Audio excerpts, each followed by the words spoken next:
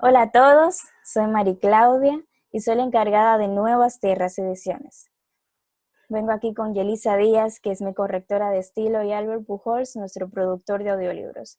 Y hoy venimos a hablarles sobre el proceso editorial en los medios digitales. Acá, un poco antes que nada, vamos a hablar sobre quién es Nuevas Tierras Ediciones. Y nosotros somos un proyecto cuya misión es brindar servicios editoriales en beneficio al autor y su obra y promover la lectoescritura de República Dominicana al mundo. Entre nuestros servicios están la corrección de estilo, la ilustración, la traducción editorial, el diseño de portadas, audiolibros, book trailers, fotografía publicitaria y diagramación. Y creo que ya un poco con ver estos servicios como audiolibros, book trailer y fotografía publicitaria, pueden darse una idea de por qué venimos a hablarles sobre el proceso editorial en los medios digitales. Y es que la tecnología ha jugado un papel preponderante en la industria editorial. Durante el 2009, 2010, 2011, 2012, fue un momento crítico para la industria literaria. Representó en España una crisis de un 18%. Imaginemos en países donde la tasa de lectura no es tan alta como este. Muchas editoriales quebraron e imprentas y librerías no pudieron recuperarse. ¿Y qué hicieron? Culpar a la tecnología, a los libros electrónicos, a Amazon, a que los jóvenes solo querían usar el computador y menos leer libros. Y todo esto es una mentira. La tecnología nunca va a ser competencia para la literatura. Y creo que primero deberíamos definir con qué es tecnología. Y sí, ya sé, es la ciencia aplicada a los problemas concretos y todo lo que diga Wikipedia y otros sitios web. Pero en nuestro contexto, la tecnología es una herramienta que pretende optimizar procesos, que busca ser productiva y obtener resultados a largo plazo. Y como toda herramienta, su uso siempre va a depender de quién esté asomando. Y para profundizar un poco, creo que podemos hablar sobre el proceso editorial. Y bien, el autor termina su manuscrito, ¿verdad? Su pedazo de él, con todo el valor sentimental, y lo envía a una editorial que vaya acorde con el género que escribe, ¿verdad? Con la línea gráfica. Y la editorial lo somete a una evaluación, o sea, un filtro. No todos los autores que envían a una editorial son publicados. Y vamos a suponer que nuestro autor hipotético tiene suerte y lo publica. Entonces se pone en contacto con él y con un corrector de estilo donde hay un proceso ahí de edición, de corrección, que el libro quede lo más perfecto posible. Entonces luego viene un proceso de diseño de portadas, diagramación, a traducir si se va a traducir. Entonces, prueba de impresión, distribución a las librerías y otros centros comerciales eh, donde la editorial vende los libros, y la promoción de autor y del libro, que son cosas distintas. Y ese básicamente es el proceso editorial. Pero, ¿qué pasó en esos años? Innovó, o sea, o pasó como Blockbuster, que antes íbamos a los anaqueles y elegíamos la cinta de videos y ahora tenemos Netflix. O como Kodak con las cámaras en los rollos, luego las cámaras digitales y ahora tiramos las fotos con el celular. La editoriales también innovó. O sea, toda industria que quiera prevalecer debe adaptarse a la etapa, época o fase en la que se encuentre. Y entonces llegó con esta cosa, ya conocemos la publicación tradicional, y con la tecnología y todo llegó la autopublicación, ¿verdad? Ya los autores que no eran publicados normal porque no cumplían con los requisitos a la editorial que mandaban ya pueden autopublicarse. Nació Amazon, Lulu, Wattpad, Linet, Me Gusta Escribir y diversas otras plataformas donde pueden subir sus textos y que millones de lectores accedan a él. Pero hay un consejo que le quiero dar, un consejo de parte de nosotros de Nuevas Tierras Ediciones a las personas que se autopublican, y es que como quiera debe pasar por el proceso. Quiero decir, por un segundo, tercer, cuarto ojo que lo corrija, por un profesional que diseñe una portada muy buena, por otro profesional que diagrame el texto, porque después de todo, el libro es un producto y como producto debe mercadearse como tal. Entonces, ¿qué pasa con la publicación tradicional? Y a esto que digo, La tecnología no ha hecho nada más que hacer inclusiva y óptima la manera de vender libros. Y me refiero es que ya no hay que hacer una investigación de mercado para vender un libro. Ahora podemos perfectamente segmentar a través de las redes sociales al público al que vamos a dirigir ese libro. Ya no tenemos que promocionar al autor con tanta dificultad si con un video o un buen book trailer se puede volver viral. Ya no hay que incurrir en costos de impresión cuando hay editoriales que exclusivamente publican electrónicamente. O primero hacemos una prueba con ese autor que no estamos tan seguros, lo publicamos digital y según la aceptación que tenga, hacemos esa publicación en físico. Hay diversas formas. Ya esas personas que poseen alguna discapacidad visual o esas personas que dicen que no tienen tiempo para leer pueden acceder a los audiolibros y con lo caro que es el braille. Lo que quiero decir es que tanto para la autopublicación como la publicación tradicional, se puede utilizar el proceso editorial correcto en los medios digitales adecuados. Bien, ahora voy a pasar con Yelisa para que nos hable un poco más sobre la corrección moderna. Y, Yelisa, estás muteada, Yelisa. Sí, Ahora sí. bienvenidos a todos, muchas gracias.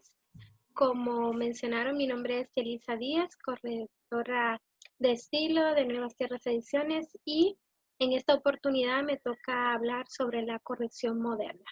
Antes de entrar en este tema, mencionaré la definición sobre el concepto de literatura por un gran crítico literario que es Jesús González Maestro. La literatura es una construcción humana y racional que se abre camino hacia la libertad a través de la lucha y el enfrentamiento dialéctico que utiliza signos del sistema lingüístico, a los que confiere un valor estético y otorga un estatuto de ficción y que se desarrolla a través de un proceso comunicativo.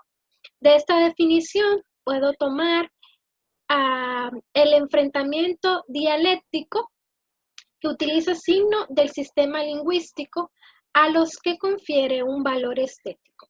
¿Qué significa esto? Que la literatura es un proceso que pasa por un estudio dialéctico, dígase, de la lengua, con un fin estético que hay que trabajar en la literatura. Hay que depurarla, hay que analizarla, hay que ver cuáles son estos sistemas que favorecen a que una obra quede lo más refinada posible. Y ese trabajo lo hace el corrector de estilo. Entonces, uno de los mitos por los cuales las personas no se acercan a un corrector de estilo para trabajar su obra son los siguientes. Falta de conocimiento sobre la función de corrector de estilo o corrector textual, que son dos líneas diferentes dentro del mismo campo. Cuando uno conoce la función de un corrector de estilo o un corrector textual, pues, y más si es escritor, no le da vergüenza acercarse a uno de estos porque permite trabajar, ¿verdad?, con su obra en un proceso de mejoría. Entonces, para eso nosotros estamos. O sea, nosotros no somos autores de su obra, nosotros no somos personas que nos vamos a robar su obra, nosotros somos los detectives de su obra. Cada hallazgo o que realizamos dentro de su obra es con un consentimiento, pues, tanto del autor también y como nuestro propio, debido a nuestros conocimientos. Al siguiente punto que pasa y que mencioné anteriormente es temor a que su texto sea robado. Las personas no se acercan a un corrector de estilo pensando que su texto sea robado, mucho menos a una editorial.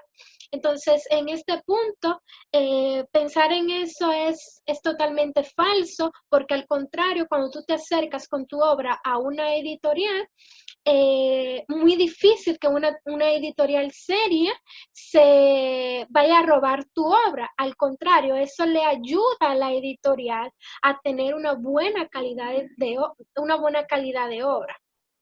Otro punto también, desesperación por publicar. Yo siempre digo que dentro de la desesperación está el fracaso. Una cosa es que usted como autor pues se vea expuesto a querer publicar en plataformas digitales gratuitas que a veces la mayoría de veces pueden estafar a los autores y no pase por un proceso de corrección o por un proceso editorial adecuado, como dijo mi compañera anteriormente. Cuando su obra no pasa por un proceso editorial adecuado, por una corrección adecuada, su obra queda expuesta a ser un total fracaso. Entonces, eso no es recomendable.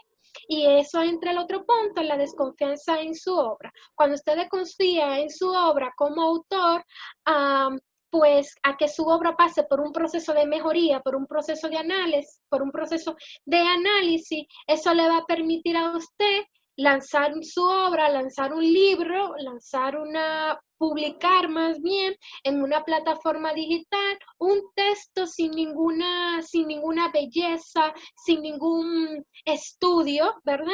Que se le pueda realizar. Nosotros como autores tenemos medios que nos permiten a nosotros dar trabajos de buena calidad. Entonces, los medios que nosotros utilizamos están como copies de cambios de Word, está Acrobat DC, está también Adobe InDesign, como mencioné anteriormente, control de cambios de Word, es uno de mis favoritos. Pues ahí yo le puedo mencionar algunas sugerencias al autor. InDesign también es muy bueno. Y dentro de esa relación que uno realiza con el autor, que es muy bella, ¿verdad? Es una relación donde van de la mano el autor con el corrector, porque vamos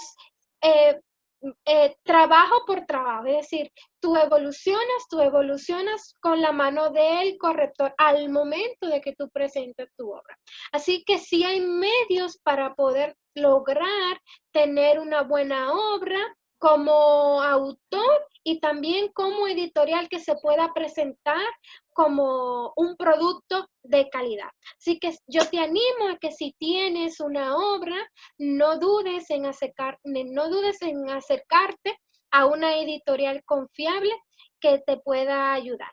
Así que eso es todo de mi parte. Muchas gracias. Gracias, Yelisa.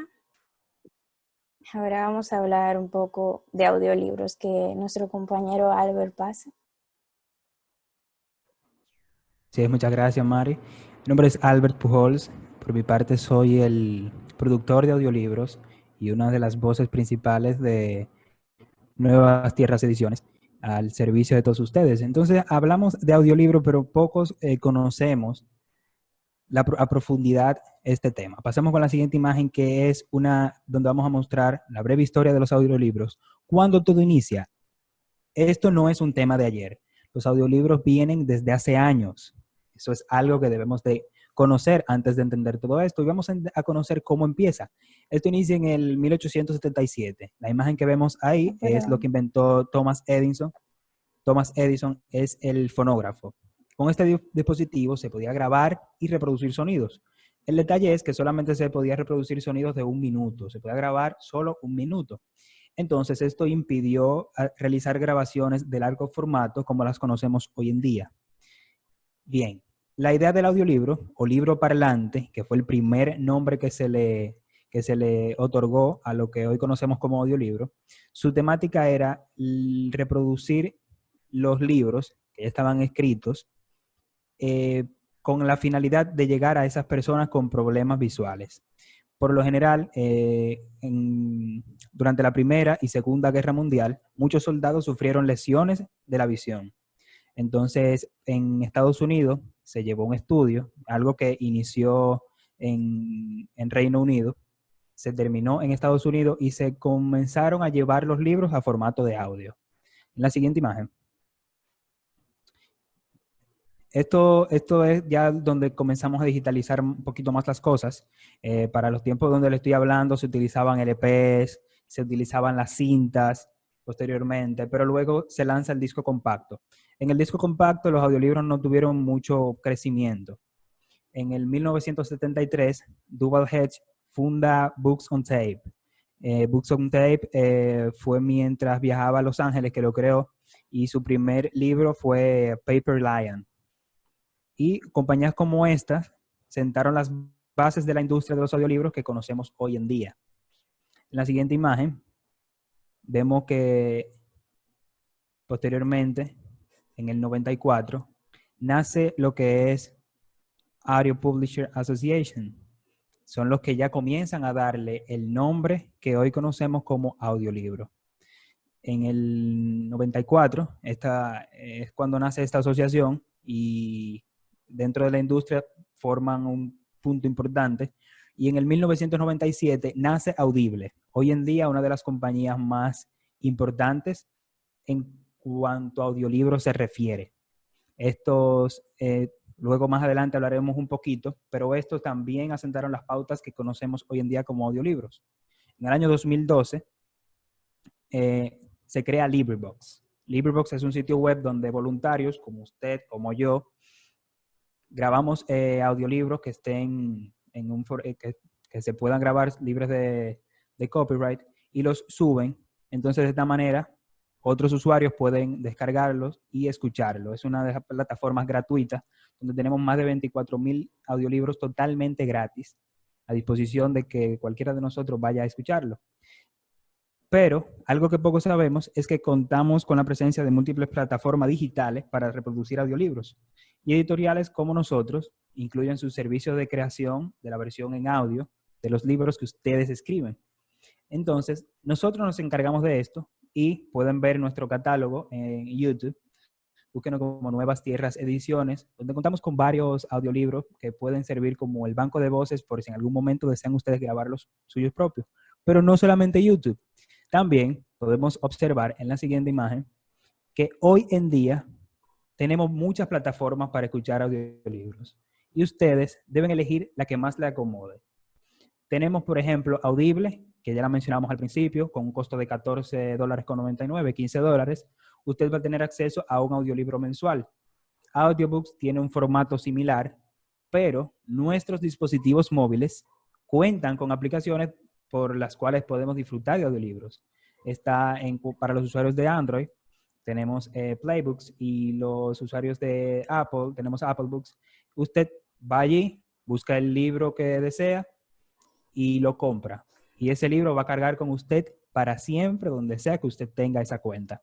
Está Storytel, que es otro formato de compra de audiolibros. Y sí, señores, Spotify. Spotify es una industria en crecimiento en cuanto a los audiolibros, así como lo ha sido con los podcasts. Spotify también tiene un apartado especial para los audiolibros. Hay personas que también suben audiolibros formato podcast, subiendo por capítulos y demás, pero en Spotify hay un gran crecimiento. Señores, es que hablamos de que Spotify tiene 217 millones de usuarios, donde si decimos que usted publica su libro como audio en Spotify y solamente 5% lo escucha, estamos hablando de que los van a escuchar más de 10 millones de personas. Es decir, es un buen mercado. Entonces, no sé qué esperas por llevar esa historia también a audio, que es un formato inclusivo. El audiolibro tiene varias ventajas. Permite al lector realizar otras tareas mientras escucha un libro. Es inclusivo. Puede escucharlo una persona, puede disfrutar de la lectura una persona que es no vidente, por ejemplo. Es accesible, es de fácil acceso y es asequible. Sale mucho más barato un audiolibro que, por ejemplo, el braille. Muchas veces sale más barato que alguno físico. Y por supuesto, como dijimos anteriormente, está en total crecimiento. En la siguiente imagen hay una pregunta muy importante, y es que escuchar audiolibro ¿es lo mismo que leer? Es una de esas preguntas que nos hemos realizado durante años y le vamos a responder con ciencia. Los neurocientíficos han confirmado que las partes cognitivas del cerebro y emocionales que se estimulan si una persona escucha las palabras o las lee en un papel son las mismas. Es decir, sí, señores, escuchar un audiolibro es lo mismo que leer, según los neurocientíficos. Pero al final, el detalle no es cómo, sino es que conectemos con el audiolibro, que conectemos con el libro, sea en físico, sea en audio, sea en PDF. Es el acercamiento con la literatura. Bien, muchas gracias a mis colegas. Y nada, nuestro propósito principal es que la literatura llegue a todo el mercado posible y que recordemos que hoy es un buen día para reescribir tu historia, porque cada día la escribimos, pero nosotros, nuestra misión es que nos sentemos y le editemos, trabajemos en ella y que, como dijo Yelisa, busquemos la belleza de nuestra historia a través de profesionales como nosotros que estamos a disposición de ustedes. Y nada, muchas gracias. Suscríbanse a nuestro canal de YouTube y escuchen los catálogos de voces que tenemos disponibles para ustedes de forma gratuita. Muchas gracias.